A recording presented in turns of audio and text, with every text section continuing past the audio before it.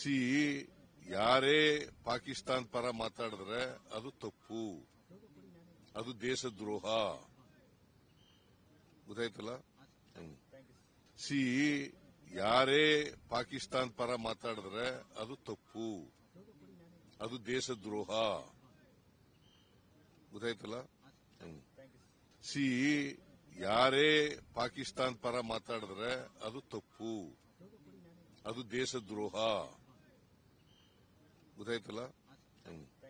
C ಯಾರೇ ಪಾಕಿಸ್ತಾನ ಪರ ಮಾತಾಡಿದ್ರೆ ಅದು ತಪ್ಪು, ಅದು ದೇಶದ್ರೋಹ.